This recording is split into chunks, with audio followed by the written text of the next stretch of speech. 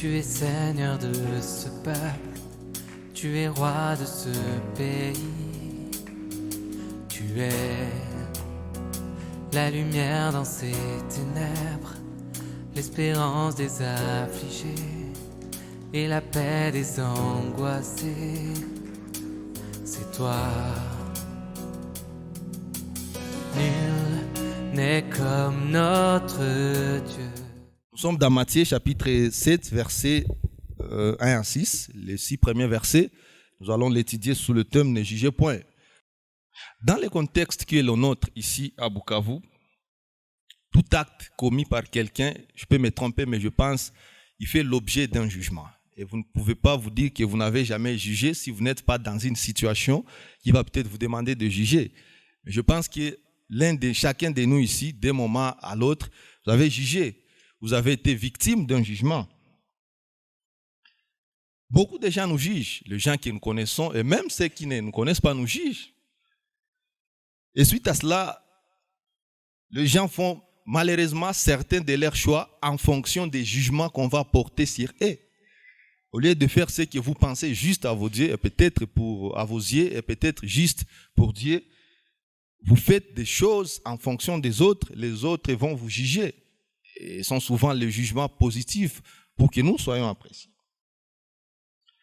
Je ne cesse de me demander pourquoi les gens n'ont pas peur du jugement de Dieu, mais ils ont peur d'être jugés par leurs semblables.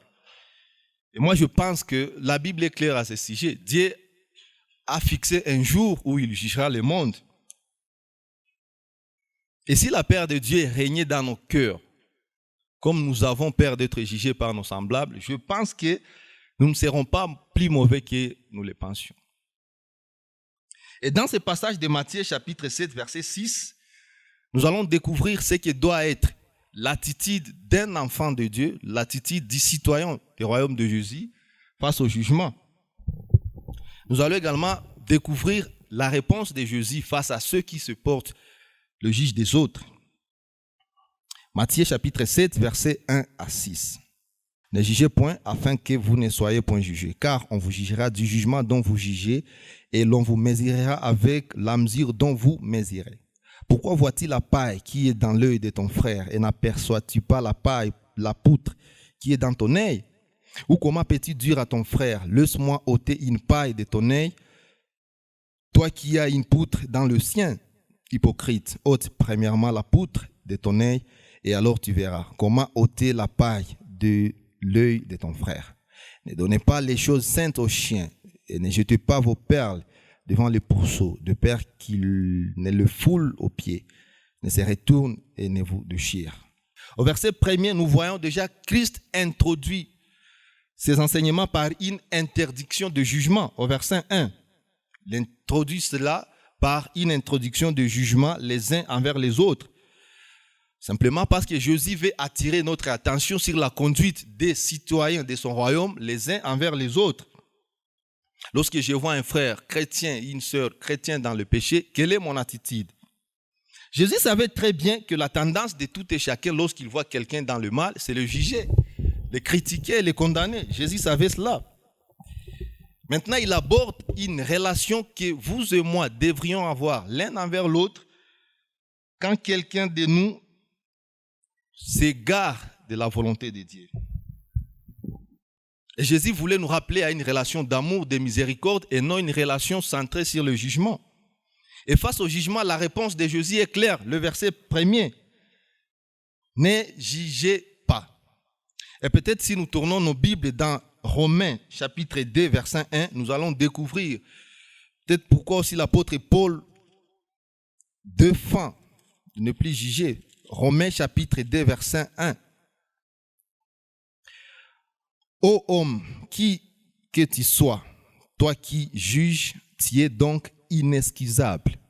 Car en jugeant les autres, tu te condamnes toi-même, puisque toi qui juges, tu fais le même chose. Nous voyons d'abord en jugeant les autres, on se condamne soi-même et on est également inexcusable. Parce que vous pouvez penser que ceux que vous jugez les autres, vous êtes épargnés.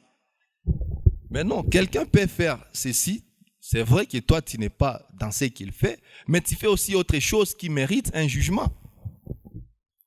Et comme le verset 2 de Matthieu nous le rappelle, nous serons jugés par la même mesure dont nous mesurons les autres. Il nous arrive souvent que nos propres fautes soient seules, que nous supportons le moins chez quelqu'un d'autre. Mais la vérité, c'est que d'entre nous, personne ne va échapper au jugement de Dieu. Comme je le dis, Dieu a fixé un jour où il jugera le monde. C'est que Dieu va juger notre attitude, notre nature qui est de se rebeller contre lui. Dieu va juger notre nature qui est de vouloir une vie indépendante, alors que nous avons un sauveur à qui nous devrions nous soumettre. Mais l'homme ne veut pas se soumettre à Dieu. Et cela parce que le péché est ancré en nous. Mais il serait important peut-être de voir les critères de quelqu'un qui peut juger. Et cela, nous allons les retrouver dans Jean chapitre 5, versets 26 à 27. Nous allons également lire le verset 28. Nous allons voir. Jean chapitre 5, je vais lire pour nous tous.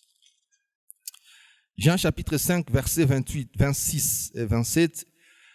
Car comme le Père a la vie en lui-même, ainsi il a donné au Fils d'avoir la vie en lui-même.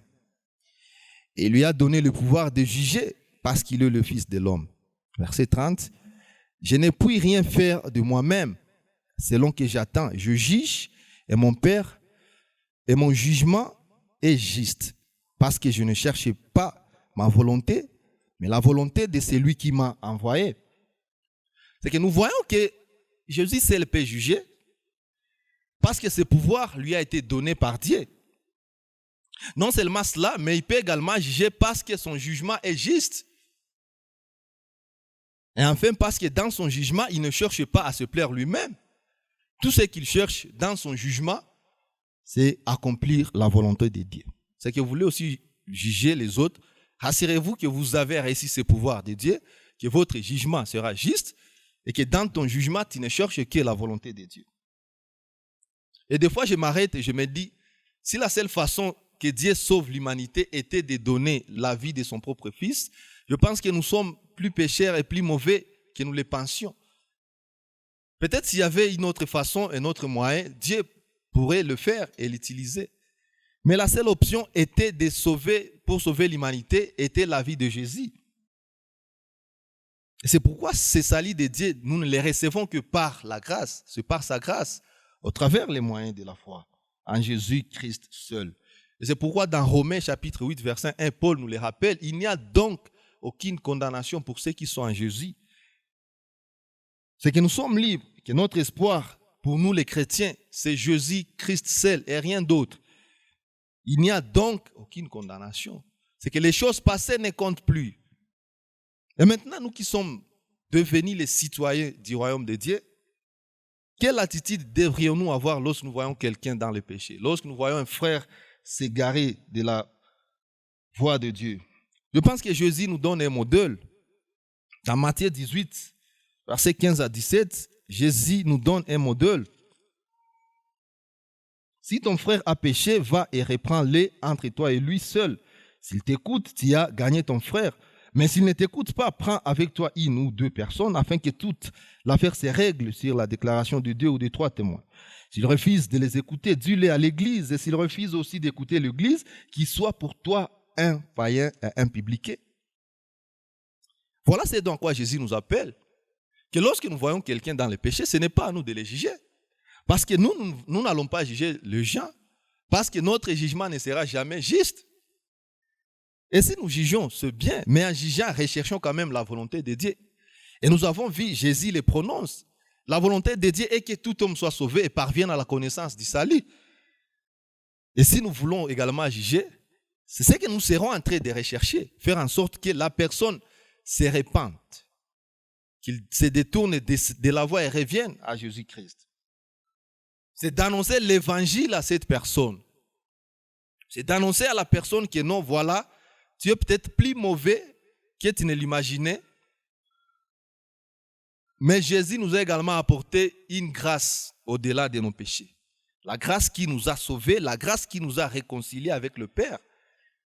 C'est ce qui devrait être le but du jugement d'un citoyen du royaume de Dieu.